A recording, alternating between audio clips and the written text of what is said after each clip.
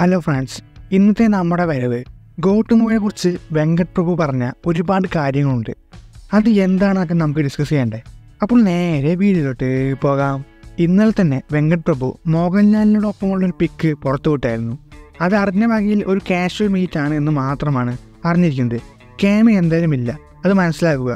ഒരുപാട് പേര് ചുമ്മാ അടിച്ചു വിടുന്നുണ്ട് ആവശ്യമില്ലാണ്ട്. വേറെ വല്ലതും ആണോ എന്ന് നോക്കാം, പണം വരട്ടെ. എന്തായാലും ക്യാമിയോ അല്ല എന്ന് 100% കൺഫേമാണ്. നമുക്ക് വിഷയത്തിലേക്ക് അടക്കുകയാണെങ്കിൽ വെങ്കട് പ്രഭുവിൻ്റെ ഇൻ്റർവ്യൂസൊക്കെ വന്നു തുടങ്ങിയല്ലോ. വെങ്കട് പ്രഭു ഇൻ്റർവ്യൂസൊക്കെ ഫുള്ള് കണ്ടു.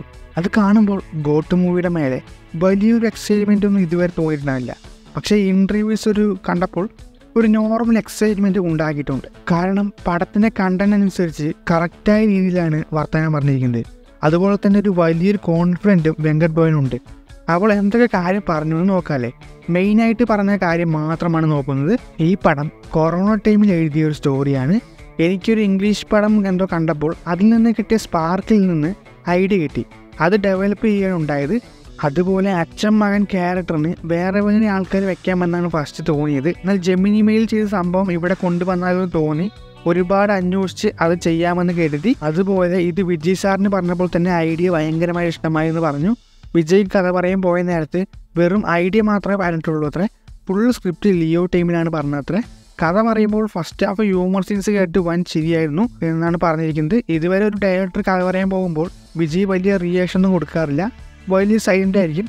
എന്നാൽ ഫസ്റ്റ് ടൈം വെങ്കട് പ്രഭുവിൻ്റെ സ്റ്റോറി കേൾക്കുമ്പോഴാണ് ഇങ്ങനെ റിയാക്ഷനൊക്കെ കൊടുക്കുന്നത്. പിന്നെ ഈ പടത്തിൻ്റെ ഇൻ്റർവെൽ സീന് ഞാൻ വിജയ് സാറിൻ്റെ അടുത്ത് പറയുമ്പോൾ എക്സൈറ്റ്മെൻറ്റ് കൊണ്ട് ഇത് ഒരേ പൊളി എന്നൊക്കെ പറഞ്ഞു അത്ര. അപ്പോൾ ഇൻ്റർവെൽ സീന് നോട്ട് ചെയ്ത് വെച്ചോ, വൺ ട്രീറ്റ് ചെയ്യുന്ന ലോഡിംഗ് ആണ്. ഇത് കേട്ടപ്പോൾ ഒരു എക്സൈറ്റ്മെൻ്റ് ഉണ്ട്.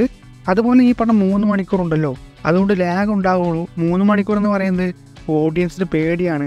അതെങ്ങനെ കാണുന്നു എന്ന് ആങ്കർ വെങ്കട് പ്രഭുവിനോട് ചോദിക്കുമ്പോൾ പറഞ്ഞത്, ഇന്ന് സ്റ്റോറിക്ക് 3 മണിക്കൂർ വേണം. ഇതിലൊരു വേണ്ടാത്ത സീൻ പോലും ഇല്ല. ഒരു കോമഡി സീൻ പോലും പടത്തിന് സ്റ്റോറിയായി ലിങ്കാണ്. ഒന്ന് ട്രിം ചെയ്താൽ പോലും കഥയ്ക്ക് പ്രശ്നം വരും. ഓരോ സീനും നല്ല ലിങ്കാണ്. അതുപോലെ ഒരിക്കലും ലാഗ് വരെ നോപ്പിക്കാനാണ് ഞങ്ങളുടെ ലക്ഷ്യം എന്നും പറയുന്നുണ്ട്. പിന്നെ ഇത് വളരെ സ്പീഡായിട്ടുള്ള സ്ക്രീൻ പ്ലേ ആണ്. ചില 2 സീൻസ് എന്തോ സ്ലോ ആകും, പക്ഷെ അതൊക്കെ ഓവർടേക്ക് ചെയ്യാൻ വേണ്ടി ഗംഭീർ സീൻസും പടത്തിൽ ആഡ് ചെയ്തിട്ടുണ്ട്. അപ്പോൾ റൺ ടൈം ഇത്രയും ഇമ്പോർട്ടൻ്റ് ആണ് എന്നാണ് വെങ്കട് പ്രഭു പറയുന്നത്. ഒരു സീൻ പോലും മിസ്സാക്കരുതെന്നും പറയുന്നുണ്ട്. അതുകൊണ്ട് ലാഗ് വരില്ല എന്ന് തന്നെ നമുക്ക് വിശ്വസിച്ച് തന്നെ കാണാൻ പോകാം. പിന്നെ ട്രെയിലറിൽ തന്നെ സ്റ്റോറി ഞാൻ കൊടുത്തിട്ടുണ്ട്, പക്ഷെ അത് ആരും ഡീകോഡ് ചെയ്തില്ല. ഞാൻ നിങ്ങൾക്ക് ചാലഞ്ച് ചെയ്യാം, ഈ പടത്തിൽ അടുത്ത സീൻ എന്താണെന്ന് നിങ്ങൾക്ക് പ്രെഡിക്റ്റ് ചെയ്യാൻ പറ്റില്ല. അങ്ങനെയാണ് ഈ സ്ക്രീൻ പ്ലേ എഴുതിയിരിക്കുന്നതെന്നും വെങ്കട് പ്രഭു പറഞ്ഞു. അത് എന്താണെന്ന് അറിയില്ല, എങ്ങനെ സംഭവം എന്നറിയില്ല. അപ്പോൾ എന്തായാലും ഒരു സ്ട്രോങ് ആയിട്ടുള്ളൊരു സ്റ്റോറി ഉണ്ട് എന്ന് തന്നെ തോന്നുന്നത്. പിന്നെ ഇത് out and out commercial movie ആണെന്നും കൂടി വെങ്കട് പ്രഭു പറഞ്ഞിട്ടുണ്ട്. ലോജിക്ക് നോക്കിയൊന്നും ആരും നോക്കണ്ടെന്നും പറയുന്നുണ്ട്. പക്ഷേ വിശ്വസിക്കുന്ന രീതിയിൽ തന്നെയാണ് ചെയ്തിരിക്കുന്നത് എന്നും പറഞ്ഞു.